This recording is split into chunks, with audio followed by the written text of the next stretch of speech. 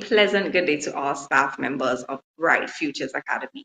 Today we have a professional development session where we are going to be discussing understanding assessment of young children. And assessment is an essential aspect of early childhood education. That is why I thought it critical, as well as the other administrative staff thought it critical to present this to you today, especially considering the fact that we have some new members of staff. And it doesn't also hurt to have a refresher about the importance of assessment for all of us that are already familiar with the concept. So let's get into it.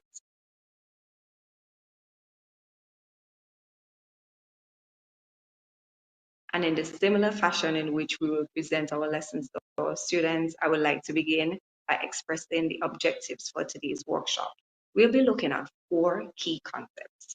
First, we will explore the purpose and importance of child assessment, understanding how it helps educators track progress, identify learning needs, and support student development. Next, we will identify appropriate assessment methods for our early childhood classrooms, looking at practical tools like checklists, rating scales, and observational assessment. We'll also examine the importance of validity and reliability in assessment, ensuring that the tools we use provide consistent and accurate insight into children's learning. Finally, we will highlight the role of teachers and parents in the assessment process, emphasizing the value of collaboration in supporting each child's educational journey. So by the end of this presentation, myself and the rest of the administrative staff hope to provide a clearer understanding of how effective assessment can enhance teaching and learning. So let's get started onto the icebreaker.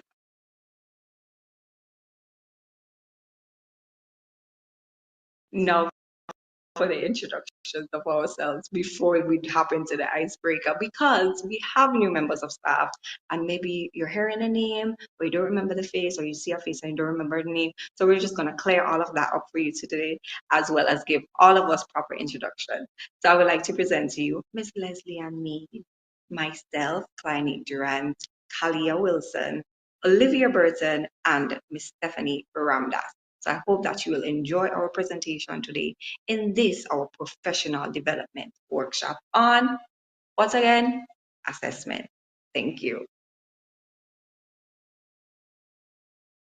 And now here is your icebreaker as promised. I would like for all of us to take a second to observe this image. What do we see happening here? You have a teacher, students engaging with building blocks, they're all working together. Now I want for you to think about what skills could this teacher be assessing as she's observing her students. All right, so take a second, Jeopardy music. All right, then, lovely. Thank you. So I hear someone say fine motor skills. Exactly, the students are working with the manipulatives, the building blocks, so you can be assessing their fine motor skills there. They're working together as a team. It's a social activity. They're wanting to build a certain thing. They're working together to get to this end goal, which brings out their creativity. They're being creative. Oh, I want to build a tower. I want to build a van. I want to build this bus. I'm going to build a football field. They're just a wide variety of creativity. And in order for them to build these things, they have to have spatial awareness.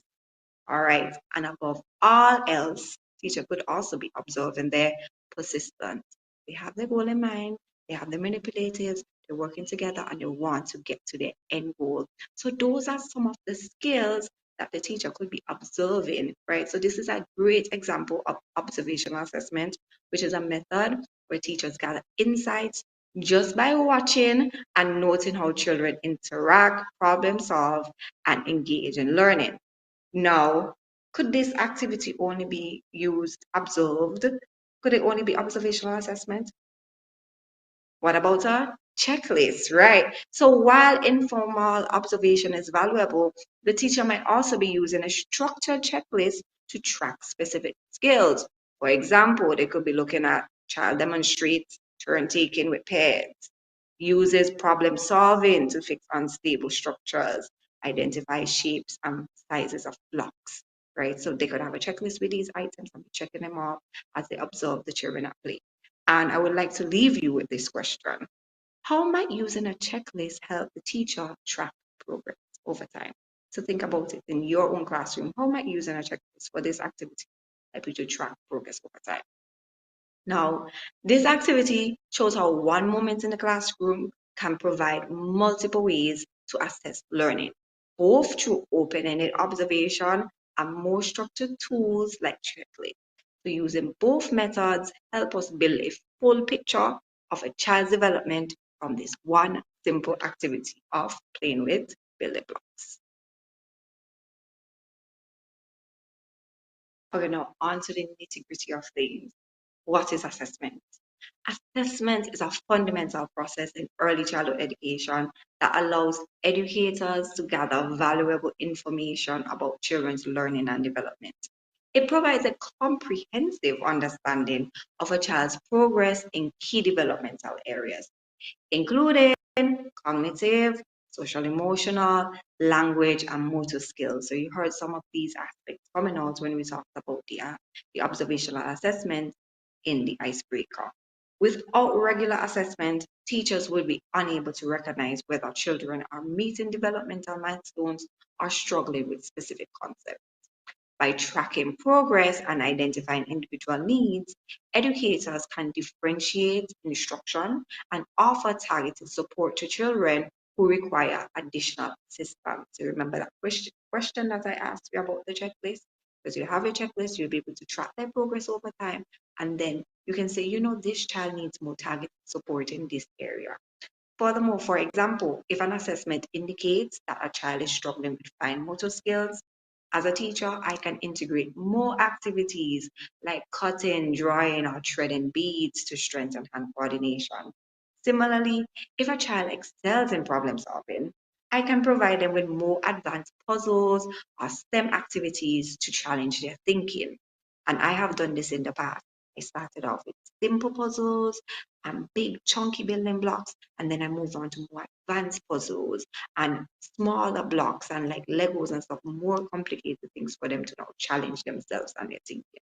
So assessment also plays a critical role in early intervention. When potential learning delays or behavioral concerns are identified early, appropriate services such as speech therapy, occupational therapy, or behavioral strategies can be implemented before the challenges become more significant. Additionally, assessment fosters strong partnerships with families, as teachers can share progress reports, discuss learning goals, and collaborate with parents to create a consistent learning experience between home and school, because you know that connection is key for the success of our students. Ultimately, assessment is not just about evaluating what children know, it is about understanding how they learn, adapting teaching methods accordingly, and ensuring that each child receives the individualized support they need to succeed.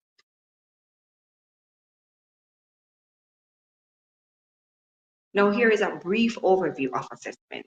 There are two main types of assessment. Formative assessment, which is sometimes referred to as informal assessment, provides ongoing real-time feedback. Summative assessment, sometimes called formal assessment, which measures learning at the end of a period. So those are the two main types of assessment, summative and formative. In early childhood settings, traditional tests are not suitable. So that would be the formal assessment or the summative assessment. So educators like myself rely on more developmentally appropriate assessment tools such as observations, portfolios, checklists, and anecdotal records, which will fall under the formative or informal assessment. These methods allow teachers to document learning in a natural way, ensuring that assessment is both meaningful and supportive of a child's overall growth. And now I'll hand over to Olivia, who will go even more in depth about these two main types of assessment.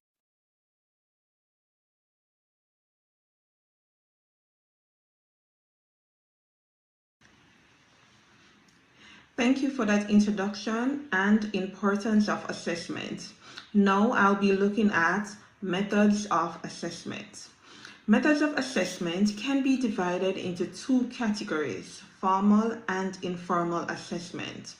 These are tools that are used to measure the knowledge, skills, and abilities of children in early childhood development. Formal assessment. Formal assessments are structured, planned, and typically involve systematic, standardized approaches to evaluate learners' performance. They often have set criteria and are generally used to assign grades or measure outcomes against predefined standards. We will look at three types of formal assessments. These are standardized tests, formal exams, and quizzes and tests. Standardized tests are formal testing methods that have been constructed by experts within the field, administered under controlled conditions so that each child is assessed in the same way and administered, scored, and interpreted based on specific criteria. Formal assessments are normally done at the end of a teaching period to assess the overall knowledge and understanding of the subject content at the end of a learning period.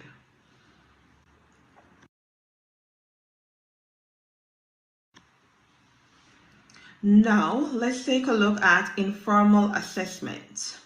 Informal assessments are structured, more flexible, and often occur in a day-to-day learning activities. These assessments may not have strict grading criteria and tend to focus on providing immediate feedback for learning purposes. We have three types that we'll be looking at: checklist, rating scale, and portfolio. These assessments may not have strict grading criteria and tend to focus on providing immediate feedback for learning purposes. These type of assessments are mostly done through observation. Teachers normally watch students as they participate in activities or group work. This allows educators to evaluate skills like collaboration, problem solving, and communication. Portfolio assessments are used to evaluate students' holistic development through a collection of their work pieces over a particular time. It showcases students' progress and achievement in learning. Rating scale is a type of evaluation tool used to measure the quality, level, or frequency of certain behaviors, attributes, or performance on a set criteria. A checklist is a simple structured tool used to evaluate whether specific criteria, tasks, or behaviors have been completed or achieved. It is typically composed of a list of items, skills, or steps that need to be marked as achieved, not achieved, present, or absent. Thank you so much, Olivia, for that wonderful explanation on formal and informal assessment. So now let's look at a live demonstration on how to use checklists and rating scales. So let's look at the video.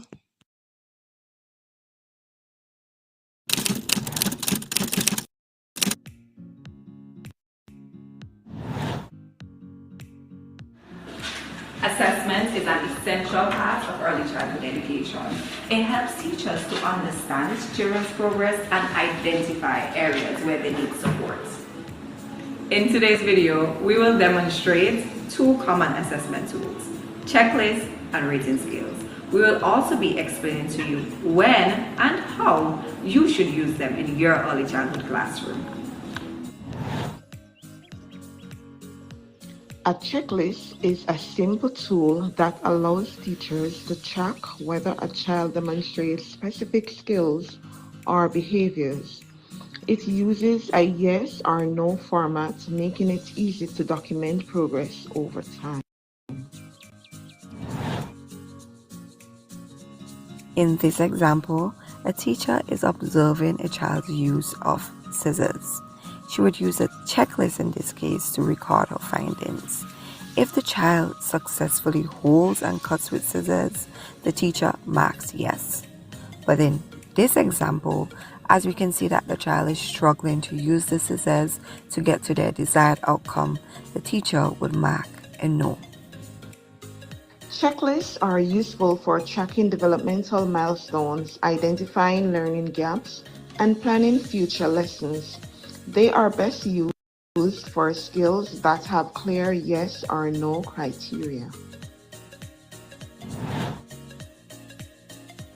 Unlike checklists, rating scales allow teachers to measure the degree to which a child demonstrates a skill or behavior.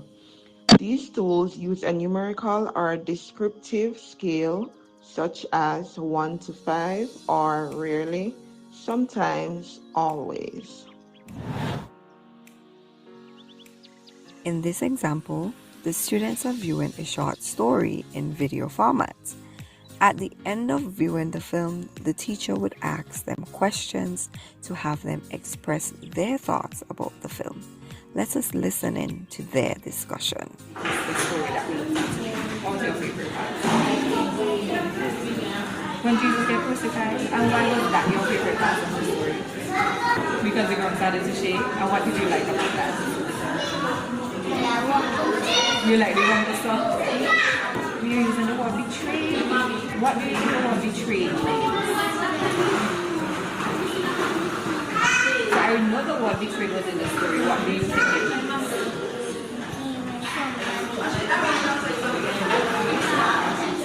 Where somebody goes to the other side, so okay, so they were his friends and then he went on the other side. And so if he's not his friend now, what is he? His what? Excellent job, I love that. Thank you. A rating scale can also be used to observe a child building a cube puzzle.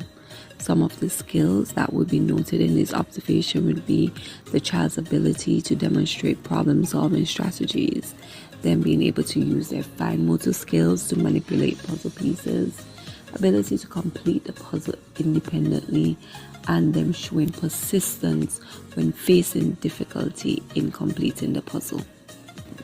A rating scale can also be used for student participation in a read-aloud session to evaluate how actively students engage during the group read-aloud activity. Are they listening attentively to the story, or are they staring off into the distance and getting distracted? If so, then they might score a 1 to 2 on attentiveness. And on the other hand, a child who eagerly answers questions and makes predictions may score 4 or 5 in those areas. Lastly, for administration, rating scales can be used to assess teachers' engagement and responsiveness in classroom interactions and their overall interaction with students. If a teacher rarely gives feedback, they may score 1 or 2 in that area. If they regularly engage and adapt explanations to students' needs, they might score a 4 or 5. Lastly, does the teacher create an inclusive and supporting classroom environment? Not at all, rarely, sometimes, often, or always. Checklists and rating scales are valuable tools for assessing young children. Checklists provide a simple yes/no record of skills, while rating scales provide a more detailed evaluation of progress. Using these tools effectively help teachers support children's learning and development. Assessment helps us understand and support every child's learning journey. Thank you for watching.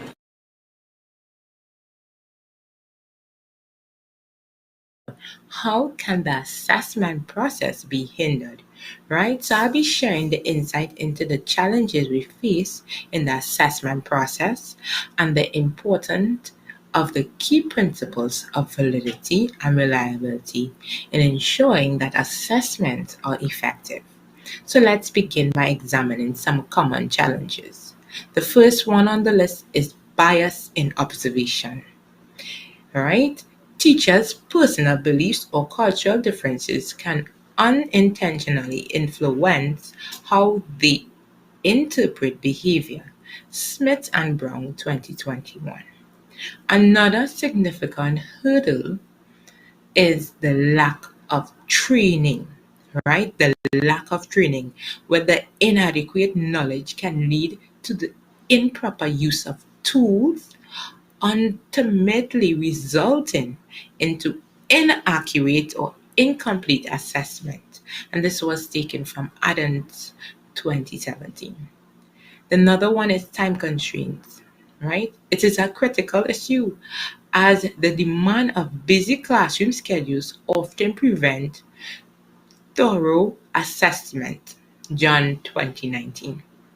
June 2019. Additionally, using tools that are inappropriate for young children can lead to irrelevant or skewed findings.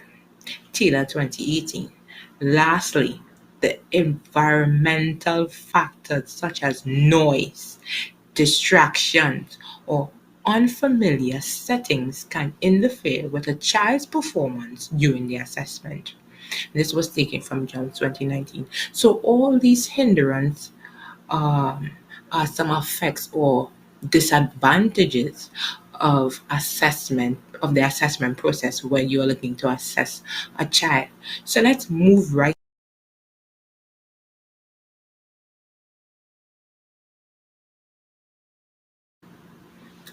So let's shift our focus a bit, right? And talk about the essential concepts of validity and reliability. Validity refers to whether a tool measures what it is intended to measure. For example, a motor skill assessment should assess motor skills and not cognitive, right? It's supposed to do what it's supposed to do and not something else, right? The other thing is reliability, on the other hand. It ensures consistency, meaning that the tool should produce similar results across different use or users. Both for these concepts are indispensable in selecting assessment tools because they ensure that the data collected is accurate and meaningful. So we want to take into consideration these two things. Know the difference, right? Moving forward, know the differences and implement this in your observation. So let's go on to the next slide.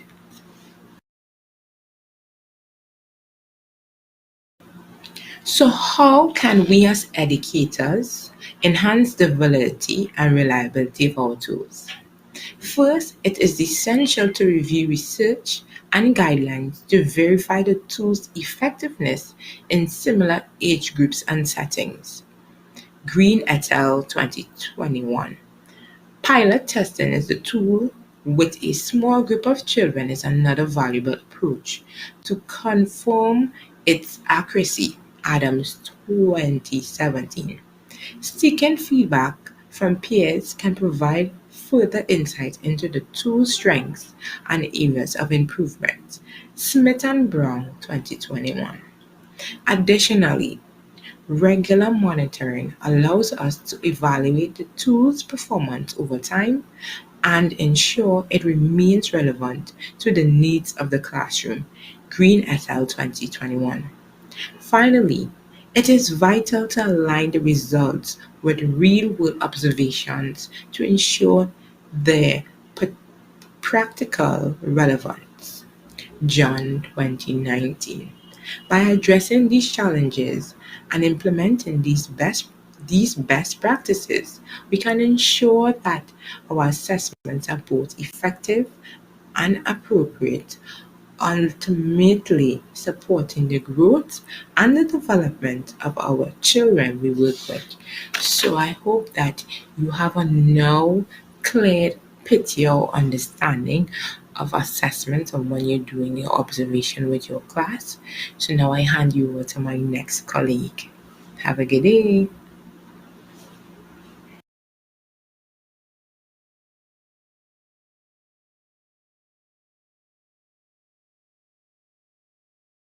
Good day, everyone. Today I will be presenting on the topic standardized testing and how children with special education needs can be assessed otherwise. Standardized testing is inappropriate for preschool classrooms because standardized testing is used to measure learning in a standard manner, but they do not take into consideration the stage development of the children. Preschool learning is play-based, and the children learn through playing, creating, and interacting with their peers. Unfortunately, standardized testing do not suit this approach and are accompanied by several problems. One, lack of individualized assessment. Standardized tests presume that children are alike in their development and have no regard to the fact that children develop at different rates. Two, stress and anxiety. Most children will feel apprehension when taken to an environment that is new to them, including testing environments, which skews the results. And last but not least, limited attention span. Preschool children are unable to concentrate for long, so their test results are not credible.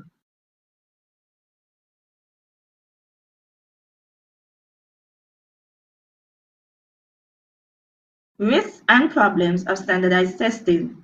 Beyond the preschool classroom, standardized testing raises concerns for young learners in general. Misinterpretation of abilities. It is possible that some children have difficulties with the very process of the test rather than with the subject matter, which will lead to incorrect conclusions. Reduced focus on holistic development. The focus on tested parameters often make the educators neglect such areas as creativity, innovation, and even social emotional development. Failure to capture developmental progress. Children's development is individual, and they develop at different rates. A fixed test may not be able to register the improvement that have been made by a child. Why in-class assessment is insufficient for determining special education needs. Subjectivity in observations.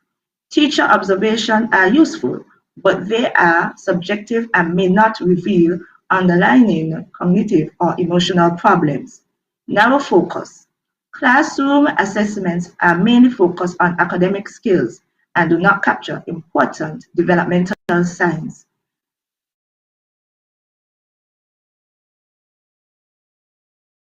What is psychoeducational assessment and why is it better than the alternative? A psychoeducational assessment is a true psychological examination performed by experts to determine a child's learning, cognitive, and behavioral abilities.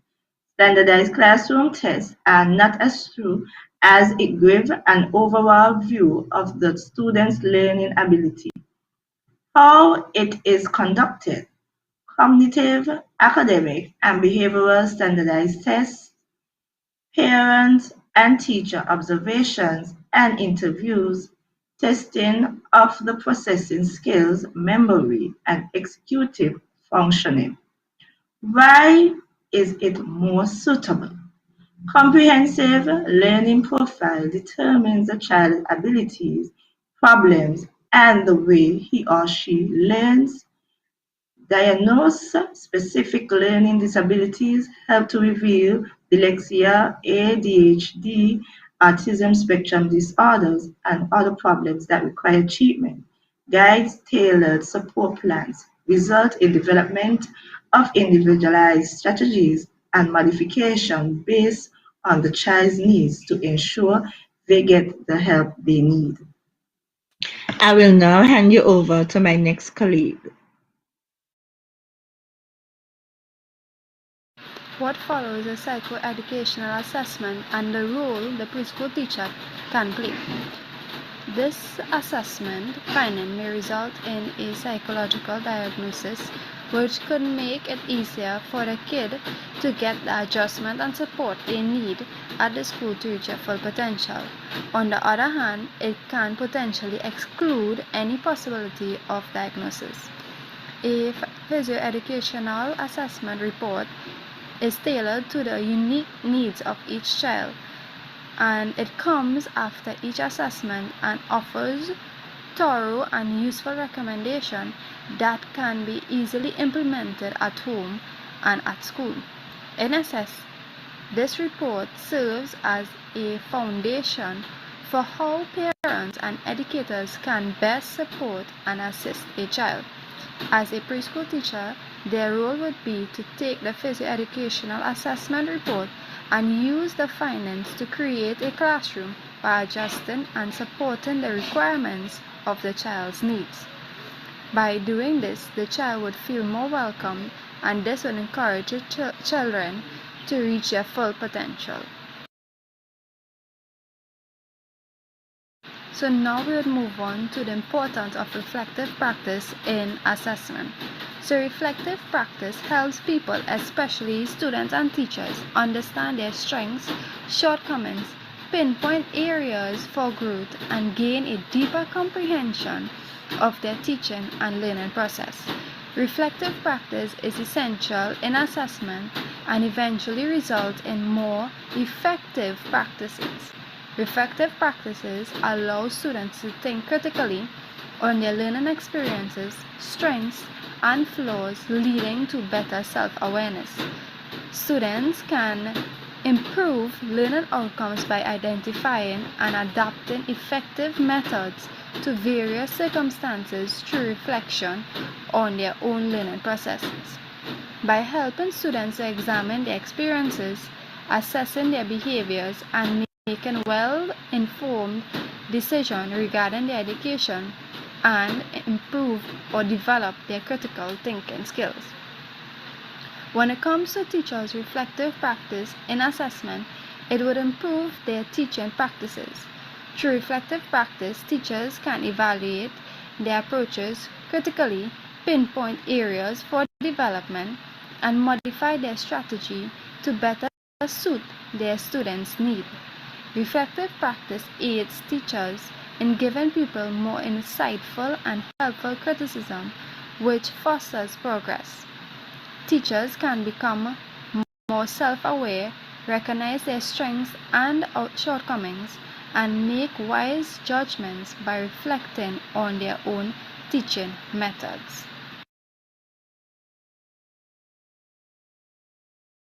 Lastly, we are going to speak about how can the schools ensure parents are involved and can benefit from outcomes of assessment. So schools should use clear communication techniques, provide a range of engagement opportunities, and offer actionable information and resources in order to grant parent involvement and reap the benefits of the assessment result. This will promote a cooperative relationship between the home and the school. Using a variety of platforms, give regular updates on students' progress, both good and bad, through emails, newspapers, the school's website, the parents' portal, just to name a few.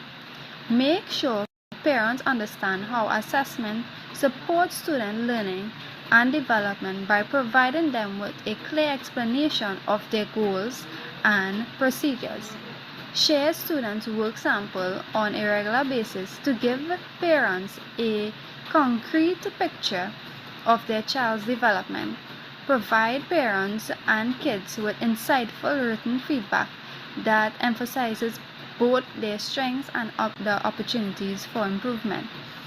Provide a sample assessment report that explains every piece of data, assisting parents in comprehending their child's result and the test objective.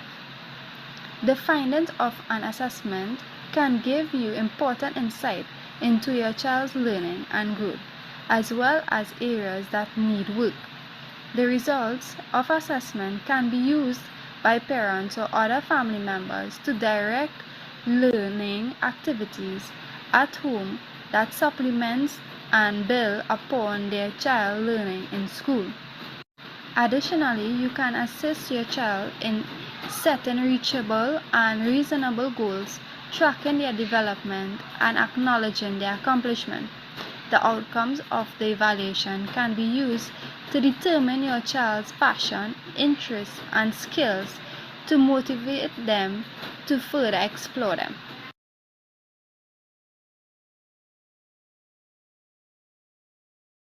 Thank you, Stephanie, and thank you, ladies, for your in-depth presentation of understanding assessment for young children. Now, as we conclude, I would like to remind you that assessment is not just about measuring performance.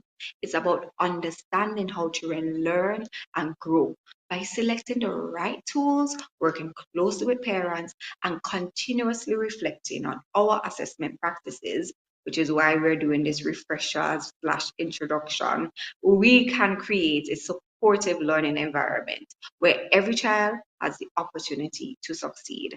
I would like to thank you for your time, and we hope that this presentation has provided valuable insight into effective assessment strategies in early childhood education, and I'm looking forward to seeing you using these strategies in your classroom. So see you next time at Bright Futures Academy Professional Development Session.